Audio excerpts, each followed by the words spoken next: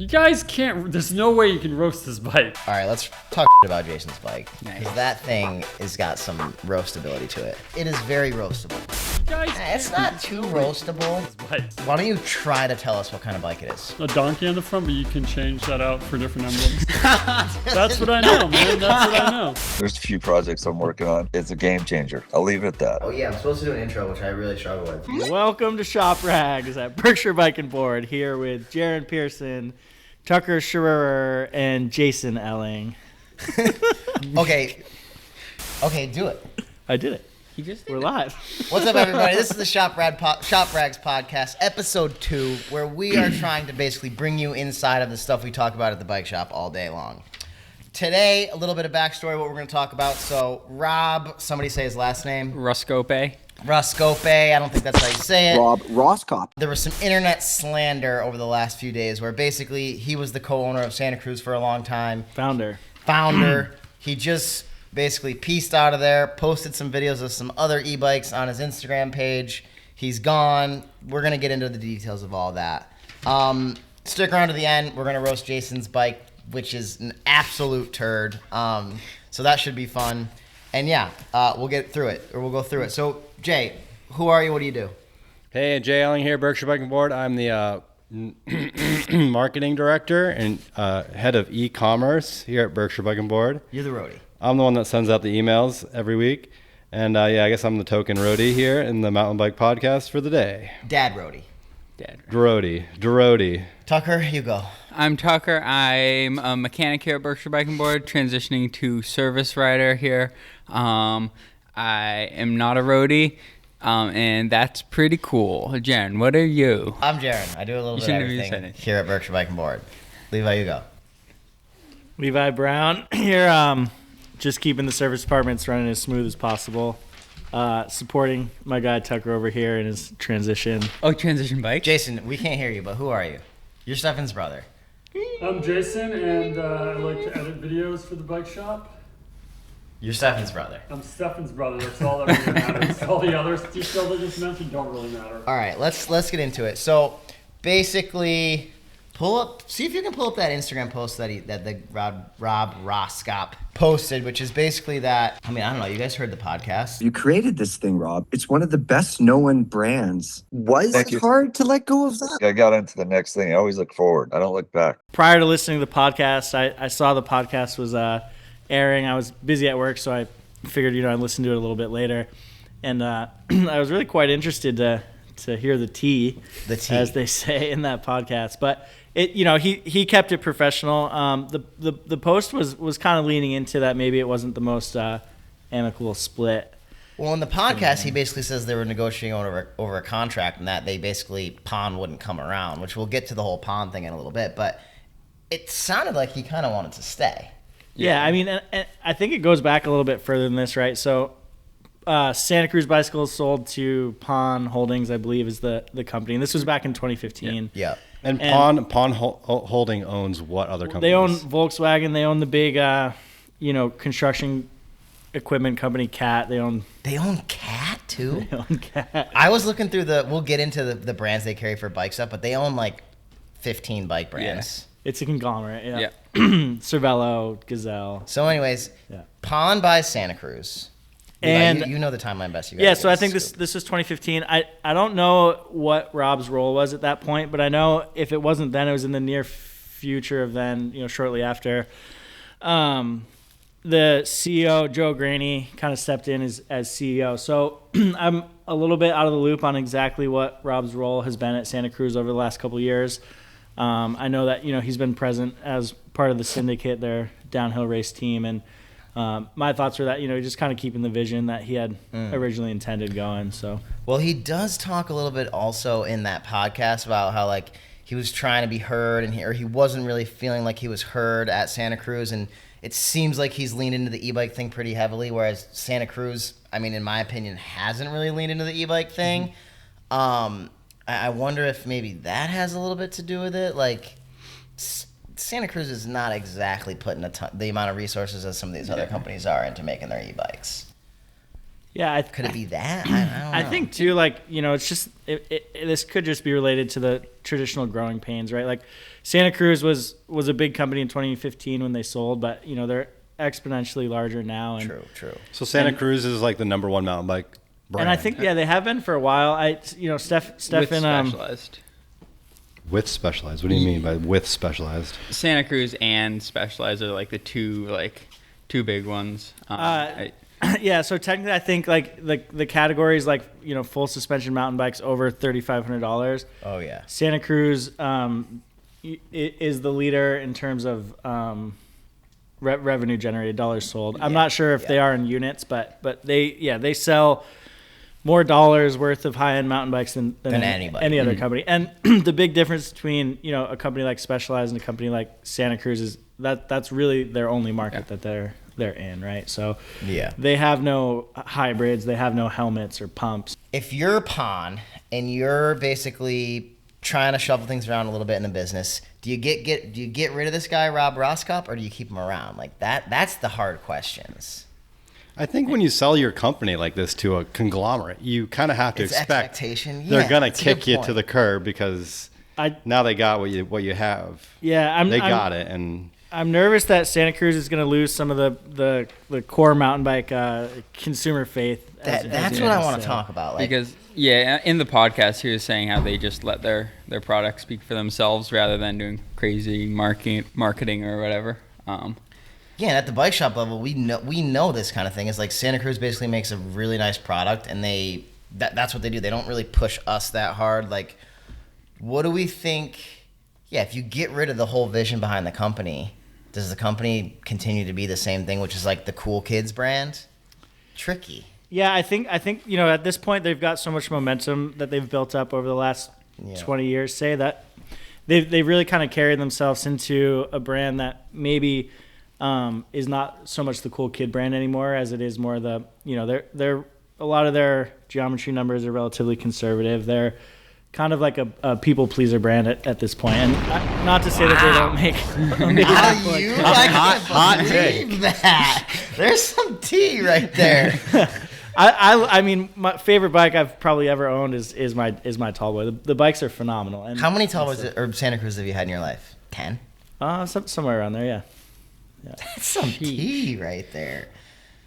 And the wheels too, right? Like the wheels really position themselves. Their wheels have completely changed the way that bike shops, as a whole, look at carbon wheels, right? So, do we know how big that wheel company is roughly, or like what percentage of Santa Cruz's business is reserve wheels are? I have curious to know. No way to look into it. I know that 5%, 10%. Everybody got them when they first came out. We all got them. We're still getting them, right? And the other thing too is that there was a time not so long ago where spending $2,500 or $3,000 on a high-end carbon mountain bike wheel set was what a lot of people were doing, and it's no secret that one of the perks of working at the bike shop is we get some pretty sweet deals on all this stuff, and to see a lot of bike shop employees kind of who are not so concerned about the budget of their bike, moving to these wheels because they genuinely think they're better, and they have a cost that's, I don't know what they're 2/3 or less of. What's the 350 wheel cost?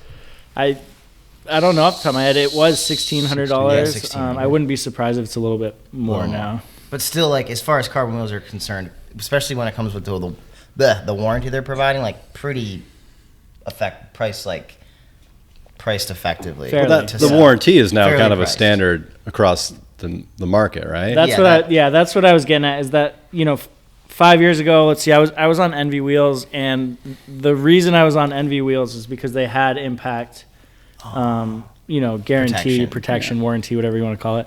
But that was only five years of warranty, so. That's the standard though now, basically. Well, now it's the standard in mountain biking, but it's also crossed over into a lot of the road wheels. Basically these companies that are just making carbon wheels, they've kind of realized that if they're not going to offer the same sort of support, then why would anybody buy their wheels over the reserve wheels? Yeah, and the turnaround time is pretty quick if you do break them.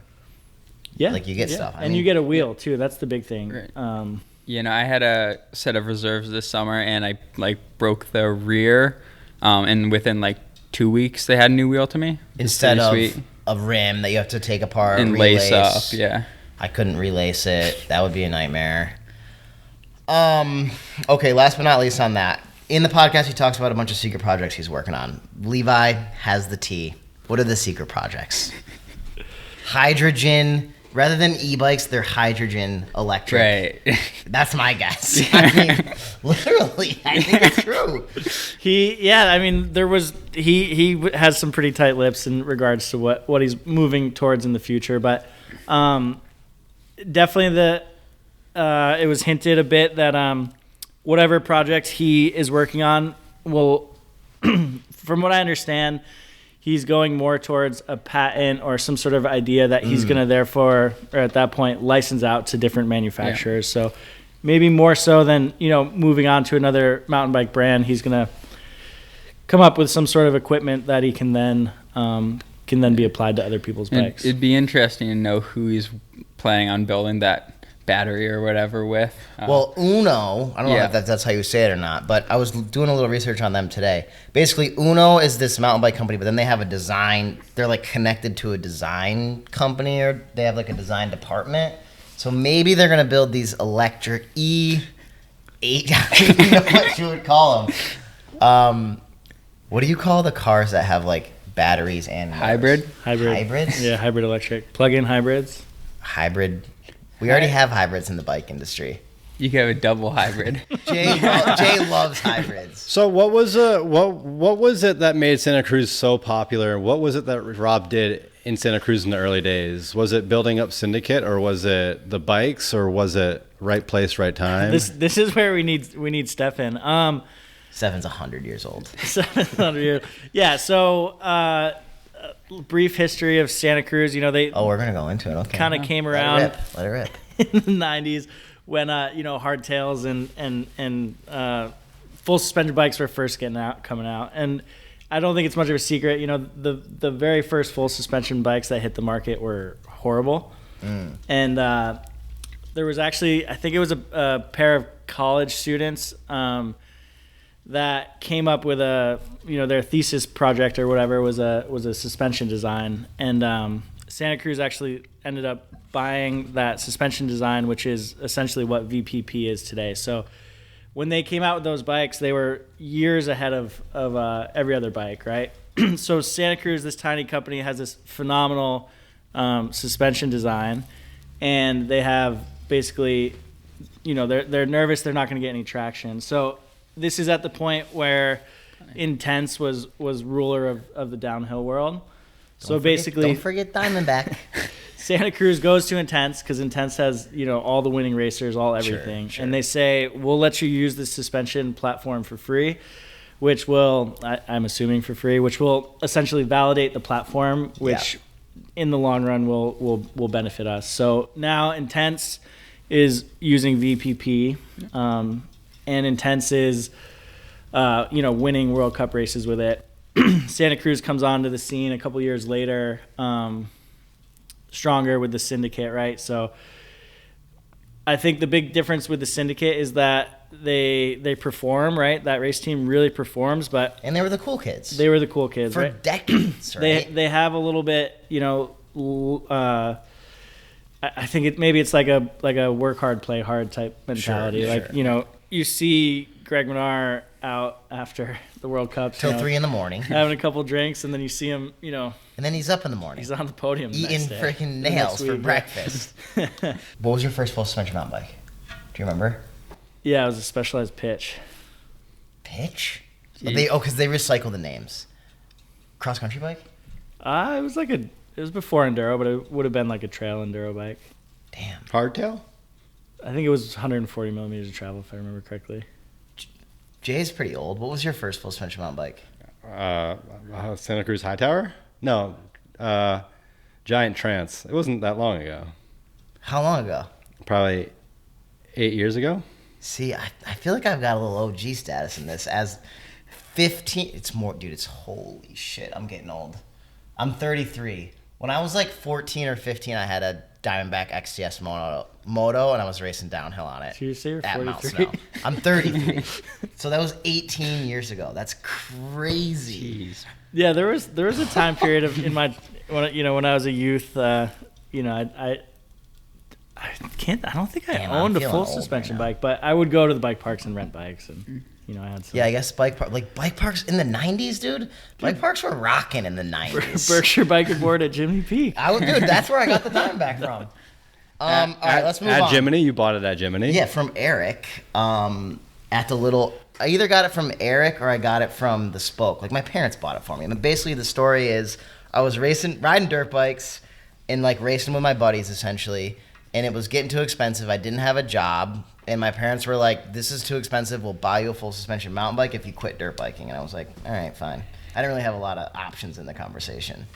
Let's go to Unno. So Rob Roskopp posted Unno on his Instagram the other day. The internet's all abuzz about this brand now and fired up about it. Pull that up, Jason. Pull those bikes up. They're weird, but they look good. They look good, but the seat post is like 12 miles long. The man behind Unno, I think his name is pronounced Cezar. Cezar Rojo. He's a racer, right? Yeah, World Cup racer. Did fairly well podiums. Wasn't like a household name, at least in as far as I'm aware. But anyways, on the podiums of World Cup, so it's quite a lot of talent there. Mountain bikes basically wouldn't be where they were today without him. So You think so? well, so back in late 2000s, he was working with a company called Mondraker, and Mondraker had these super super weird bikes at the time, which Slack? oddly enough looked just like the bikes we ride today, right? So these bikes were a lot Keep it on there, longer. Jason, 'cause I want to roast this thing a little bit here.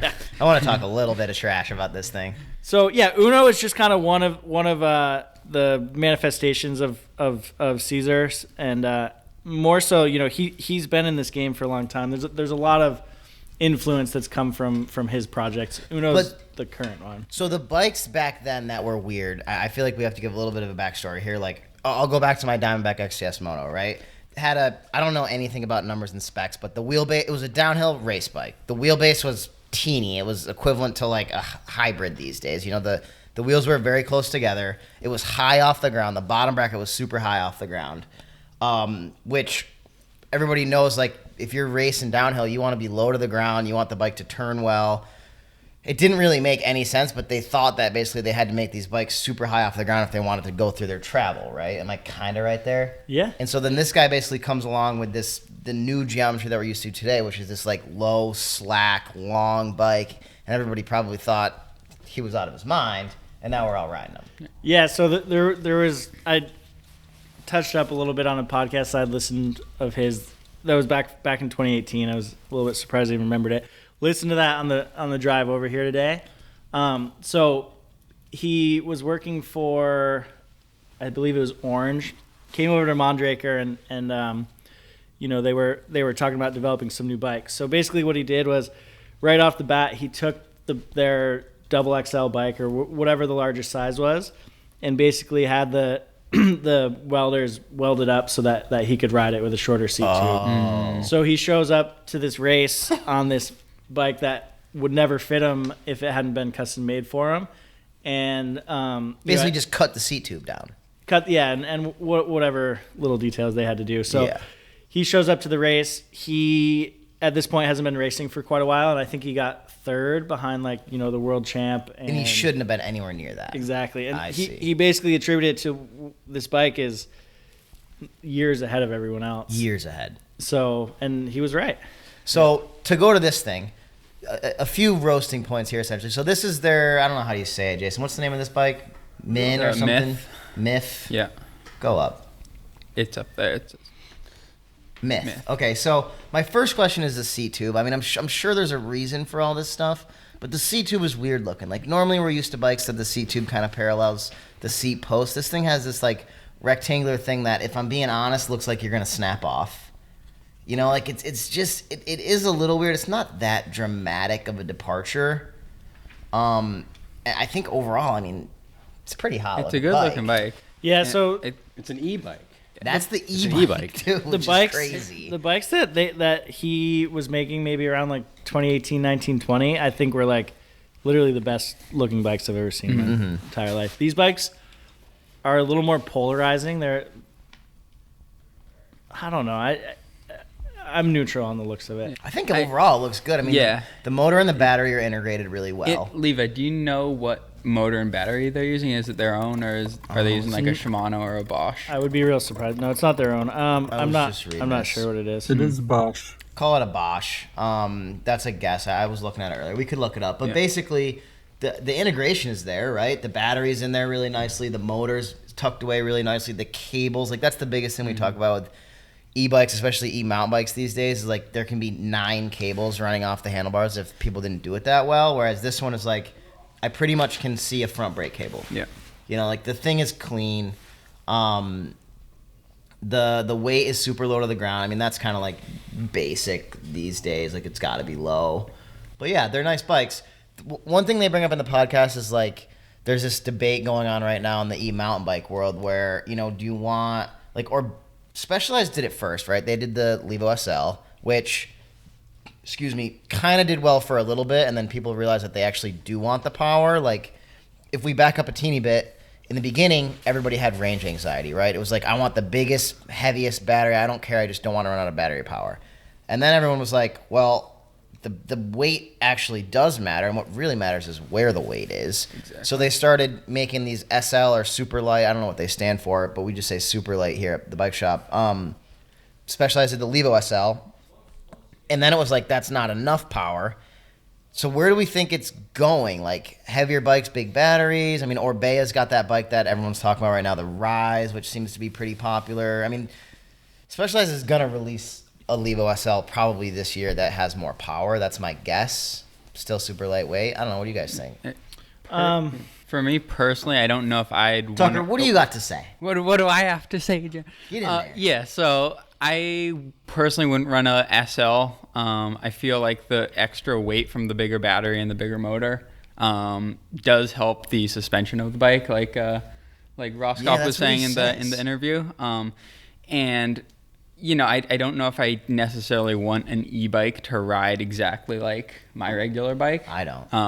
I want it to, I want it to be pretty smashy, right? Jay, you got an SL, right? Yeah, I got the Levo SL. Does it have enough power? Yeah, it has plenty of power. Do you run Says out of the battery? resident roadie. No. Says the resident roadie. When he goes to Kingdom Trails, he takes the battery out and just rides it like a regular bike. Yes. Yeah, why the SL? Why did you pick the SL? Because it's an e-bike that I can go ride with my 7-year-old and just leave it turned off, and it levels the playing field a little bit more. My wife is a brand new mountain biker, and yeah, I can go ride with her. She's on a hardtail. I'm on a 35-pound bike. Well, then why'd you get an e-bike? Because then I can go to Pittsfield State Forest and rip up the road or rip up Turner, and within an hour and a half do a Turner. Have you Honolulu up, down Turner, back up Turner, down Honolulu. Have you gone out on a big group ride with all full power bikes? I don't ride with other people. He would keep up too. Yeah, he would. That's the thing. Is like the e-bike thing is tricky. Is like you want to kind of be on an e-bike that matches what your buddies are riding. Otherwise, you do get like out biked essentially. But I think Tucker kind of nailed this one, which is like. But it's exhausting. It's exhausting for your upper body to throw that big bike around. I mean, I don't think so, dude. Everyone rides dirt bikes. They're 300 pounds. Exactly. It's definitely noticeably more tiring, I feel like. You think? Yeah. It is more tiring, but If you're riding it like a mountain bike, bro. you know, if you're riding it like a mountain bike, I think maybe a little bit. I mean, it is tricky, but I want a full power heavy e-bike. I don't really mind the weight, I don't think. I mean, I did like a bunch of back-to-back stuff with Levo SL and full powered Levo, and I would choose the full powered Levo time and time again, personally. Yeah, there's no way I would buy a Levo SL unless I was riding it alone, maybe, but probably not. I mean, the one thing that's cool about this Unno company is that they are trying to do something a little bit differently. Like Stefan always talks about, you know, mountain bikes have reached this point where like they got so good over the last few years, not really anything that new is happening. So like at least it looks like these guys are trying to do something somewhat unique. But I mean, I don't know what's going to happen next in the mountain bike world, Levi. I mean, it's been a bunch of years of just marginal gains, and it just adds up to a better product. So, I don't think that we're maxed out on that yet. Like e-bike world, like we already touched base on. There's cables everywhere. There's issues with the battery plugs getting water, dirt in them. True. There's more refinement in terms of big night and day changes. We probably won't see much. I think all these companies. What's the biggest change that you've seen? What about like the Scott full suspension bikes? True.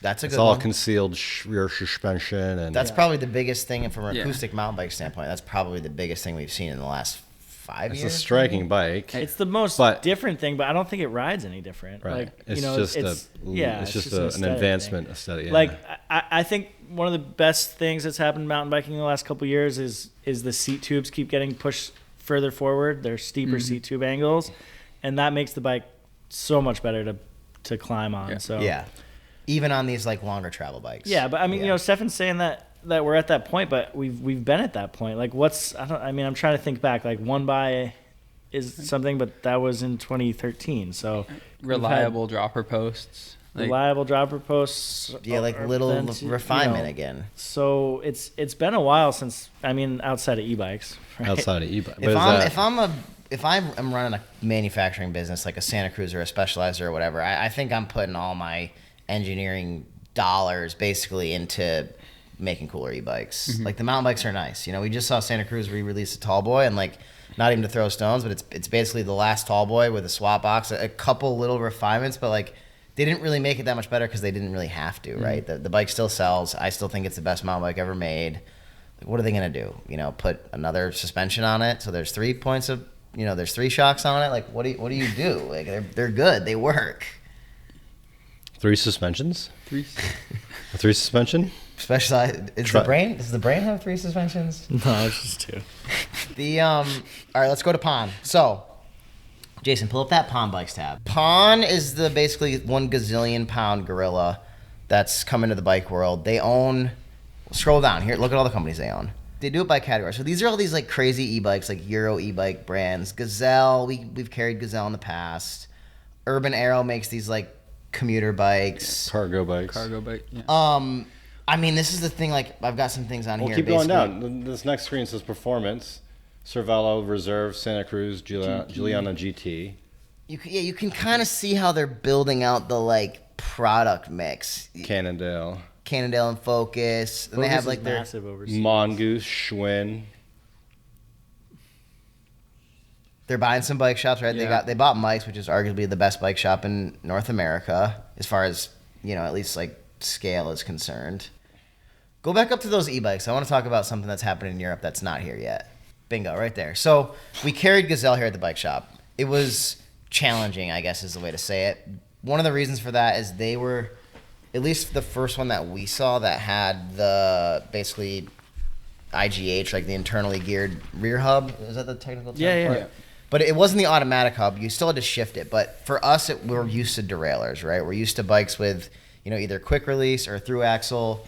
Pretty easy to take the back tire off. This was the first time we were really dealing with they're hard to work on. It was it was an hour-long job to change to put the chain back on. Yeah, to change a flat tire. Whereas if you look at Pon, which is a European-based company, that in this portfolio, at least for this part of the company, is all these Euro e-bike brands. I looked through all these today. Every single bike has a belt. It has an internal hub. The integration is all there. We're so far behind in America. Specialized is doing the IGH bikes, but what we're seeing at the bike shop is the consumer's not really ready for it yet. In America. But Europe is totally different than America. Europe has commuters on bikes. They're actually riding these bikes for transportation. The reason they're doing the IGH is because you're riding down the road, you hit a stoplight. Yeah. You can shift, you can not be pedaling, shift it all the way to the easiest gear, come to a complete stop, start pedaling again. You don't have to think about shifting your gears, your derailleur down to the easiest gear. You're not running through drivetrains either. Yeah. I think it's amazing as a system. It's just the people don't know they want it yet. Is maybe in the way to America. put it. In America, yes. I wonder too. So we've experienced that we have a couple automatic shifting bikes here, and it's a strange feeling. You definitely have to ride it to know what we're talking about. But I'm all for the auto. There's a couple people have expressed that they don't like how high the cadence is, right? So you get cruising along and you can't shift, and you can set your cadence range, but basically no matter what, even when you're at the higher speeds, you're just kind of spinning pretty quickly. And if you're not a cyclist, a lot of people aren't used to that. I wonder if that's less of an issue in Europe. I was just thinking about this because the e-bikes are limited to 25 kilometers an hour, which is like 18 or something. It's like 15, I think. Are they limited that low? Yeah. So in Europe, you can only go 15 miles an hour on an e-bike. Yeah. That's crazy. I mean, 28. I was riding a Serial 1 the other day in Pittsfield, and I was riding, down East Street, automatic. So I took that bike because I had to carry something. So I was riding one-handed on a Serial 1, which is an automatic, so it would shift up into the big gear. And next thing you know, I'm going like 26 miles an hour in traffic. It's honestly too fast. It's too fast. It's too fast if you're in town, for sure. It's so fast. Because the thing is, I hop on my e-bike from home and there's no traffic and it's a straight road. It feels great. True. You get into downtown Great Barrington and you go 28 miles an hour. It's crazy. It feels insane. Yeah, but you don't have to ride in turbo mode. You don't have to ride in turbo mode, but yeah, you do. We're American. Well, that's the thing though, is like 16 or 18 miles an hour whatever the conversion is, that feels a little too slow to me. Like if it's 15, like I think maybe somewhere more like 22, 24 would be better. 22 is probably the spot. Like 20 also feels 20's good. 20's good, but like if you're trying to like commute any distance, 20 gets there's a big difference from 26. Oh, for sure. I mean, dude, if you have a 700 watt hour battery, and that thing is limited to 15 miles an hour, the battery's gonna last 3 days. Like they might as well put teeny little batteries on. Well, and in the Netherlands, it's flat. Like in these huge bike cities, Denmark, it's not hilly. It's flat. Yeah, I guess. And Denmark the roads are designed for bikes, not for cars. The infrastructure is designed for bikes, not cars. Well, it's almost like you don't need an e-bike. Like if you're in Denmark, you don't. But if you're carrying 3 kids on your cargo bike, then it almost feels like I need to go to Europe like this year or something to do my own research. But it feels like the thing that's catching on is like the bike culture is so big over there. Whereas, like, you don't really need... They're already used to, like, riding their bikes everywhere. Now they're buying these, like... What do we call them? Like, e-mobility, like that Urban Arrow that's on the photo right there. Cargo where it's bike. like, you're bringing your kids to school. You're bringing your kids to... you're going to get coffee and everybody's... It's your car. It's a bike. It's a car. That's why it's called a cargo bike. I don't think that's true. I don't think that's true. I don't know. I guess maybe I wish that we were a little bit further along because I do like the automatic. I personally love that thing. Okay, Pons. Couple things. Let's take a look at I just want to look at their... Go through some of those brands. Yeah, the brands that they own. You want to go to Velo Ready. So that one was kind of cool. Oh, I meant I want to look at the heavy equipment. Oh. The car brands? Click on visit the website. Like, that bike is sick. Can't get it in the U.S. I already checked. What is it? It's just like a clean... But it's a motor. It's a wheel bike. I don't know what that. It's a No. It's mid-drive, but it's hub. IGH, automatic, belt drive. Super nice integration on the cables. That thing is a smooth operator, if you ask me. Jaryn would break that thing in half in 2 days. Nah, they look beefy. Yeah, 'cause, I mean, if you look... quick release or through axle? They're all like through axle with like the... It's all... I see axle. I see axle nuts on that thing. Bolt Yeah. on. Yeah, that looks like the like main priority is like reliability.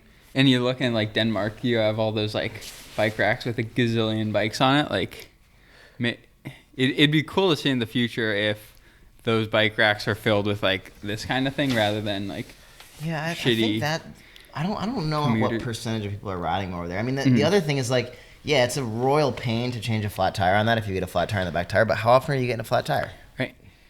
And like for like a commuter city bike or whatever, you don't need tube tires. You could just run solid tires, right? It's not a huge. You could. Well, with the e-bike, you just run way thicker tires, so they're still pneumatic, but even like changing, like remember the Como SL, that was the first bike we saw with some Forma IGH. Well, they've been around outside of e-bikes, but It took us a little while to learn how to like adjust the shifting and stuff. yeah. Well, the other thing too is we don't see enough of them to like get that proficiency in them. At least not at this point. But it adds complications. But so do disc brakes, and so does dropper posts, and there's benefits to it. There's no doubt. It's just that whenever something adds complications and adds service time, the cost of service goes up as well. Click on go back to the Pons brands and we'll see what else we can take a peek at. Levi, you want to go back? I remember remember one day just Googling, what brands does Pons own, and I was like, it's crazy what they own. Volkswagen, Audi. Fiat. Caterpillar. That's insane. I thought the guy who owned Highland Farm owned Caterpillar. Dude, I'm not even kidding. Dude, somebody told me one time. That this like family from South America, who owned Caterpillar, also owned Highland Farm, and I've believed it ever since. I mean, dude, they're not selling that much milk out of that place. That place is baller. Maybe at one point that was the case. We were looking at some Cervelos the other day. The coolest thing that I saw is like they're starting to kind of cross, like use some stuff from one brand with the other. Like we were looking at the Cervelos, and all the new Cervelo road bikes are being spec'd with the Santa Cruz reserve wheels. I don't know, kind of fun. It'll be interesting to see how they like bring stuff from other brands to the other. All right, let's talk shit about Jason's bike. Because that thing has got some roastability to it. You guys can't. There's no way you can roast this bike. Tell us about what your bike is first. Give us the backstory. What's your favorite part about the bike, Jason? Well, let him tell us what it is first. I'll try to be. I'm not very succinct when I tell stories, but basically, 2 years ago, I was like, crap, I should probably try this Festive 500 thing. Man, this is going to be so hard. Like, I can barely ride 100 miles ever, so Leo and I decided to do a bike ride at midnight, New Year's Eve. We rode 112 miles. Now, I'm the kind of person, I don't have any flesh on my bottom. So I ride like... talk into that thing. I ride like, 50 miles and I'm starting to complain. My back hurts, my butt hurts, my traps hurt, everything starts to hurt. We did 112 miles and like my legs were totally wasted at the end, but like the rest of my body was okay. So after that, I was like, I was so blown away by this bike after doing that ride. Like I'd never been on a bike that could perform and was extremely comfortable. This bike is so comfortable, I just can't get over it. And so between the performance and the comfort, it's like the best of both worlds, which is... Why don't you try to tell us what kind of bike it is? It's a gravel bike. It's got knobby Rodeo Labs. And what's it called? It's called a Trail Donkey. It's got custom. You can customize a lot of things. So like, there's a donkey on the front, but you can change that out for different emblems. That's what I know, man. That's what I know. So this one's got a mustache, but you can get one with like, I don't know what else. Okay, so what kind of group bike do you have on it? A kick-ass one. So this climbs like crazy. All right, so here I'm going to give a little backstory about this bike. So this is a Stefan bike. Stefan owns the bike shop. He built it up. It's probably a $15,000 bike. Jason has absolutely no clue. It's got a gazillion dollar Princeton Tech carbon wheels on it. What do we got? GRX electronic one-by, like mountain bike drivetrain essentially. With a XTR derailleur. XTR derailleur, 2 different shift levers. We'll get into that. Oh boy. Even the frame set's expensive. $500 physique, 3D printed saddle. I mean, it's got all the bells and whistles of what you would want if you were going to build up your like dream gravel bike. The dropper post on this thing is amazing. Yep, dropper seat post. What is it? KS whatever. That being said, hopefully you'll be showing some photos on the YouTube when we go over this, but it is very roastable. Does anyone want to go first? Okay, it is very roastable. I will say, like, no matter how it looks, the theory, I guess, behind the Stefan building it is kind of cool. So it's a bike. The frame is technically too big for Stefan, but then he put a super short stem on it. So he gets to have a much longer wheelbase. With the same reach effectively, which is what Jason's talking about it being super comfy, and especially on like gravel rides, it's super stable. Well, yeah, that's the thing is it doesn't pitch side to side as much because it's got that longer wheelbase, which is kind of like mountain bike technology essentially, or mountain bike thought Can I process. say something? So my originate is super twitchy. This one isn't. This one seems more balanced. The better middle your ground. originate is. Yeah, so like slacker head angle, longer wheelbase on this than his previous gravel bike. All right, I'm gonna start with a little trash talk. Here's the first thing that jumps out at me about this bike. So Jason has two. First of all, they're ugly rear tail lights. It doesn't matter what kind they are, but if you look at the the seat tube, is that what that's called? Chainstay? Seat stay. Seat stay. Two tail lights, one white, one black. Cables all over the place on the things. Like it's just kind of sloppy looking. Yeah. The other thing, as far as accessories are concerned, I mean, it's got every accessory known to man on it. There's a mount behind the seat for probably a Garmin radar or something. Never has there been a Garmin radar on this bike. Is that what that's for, Jason? You're Yeah, I asking believe me? so. Jason doesn't know. Someone else give him a little razz. So the bike has two different shifters, Holy which shit, is this is the insane most shit. glaring issue with the bike. So the rear shifter is a GRX Di2 shifter, which is a very very different swoopy design than the front brake / shift lever, which actuates the dropper post. Which is cool. Which is cool.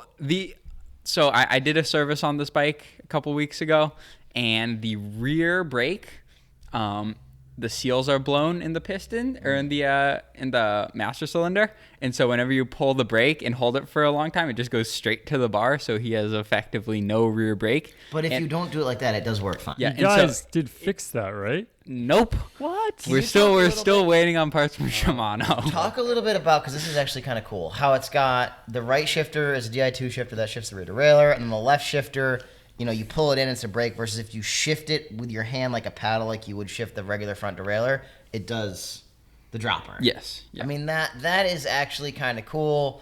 We're seeing this more and more now, where people are running like one by on a gravel bike with their right hand, and they're using the left lever to actuate a dropper post, which is kind of fun. I would probably like to run that on a bike this year. There's some cool things. I mean, the one thing that I can say is, like, Jason and I just rode a ton of miles together last week, and Jason kept saying, we'd be going slow, right? We were trying to ride low and slow, basically a lot of miles, and we'd get to the top of a downhill, and Jason would be like, all right, let me go in front of you. This bike's so fast on a downhill, like, I'll pull you down the downhill. So Jason would get in front of me, he would pedal on the downhills, and I would just go into a regular tuck, and I would just pass him, not pedaling. And the reason for that is he's got these super knobby, I think they're specialized rhombus tires on it. Great in the dirt, great in the gravel when you need traction, but when you're riding down a downhill, they're slow, super slow. My Oracles, which are 48s, knobby, Bigger knobs. we're blowing by them. But how much do you weigh, Jaryn?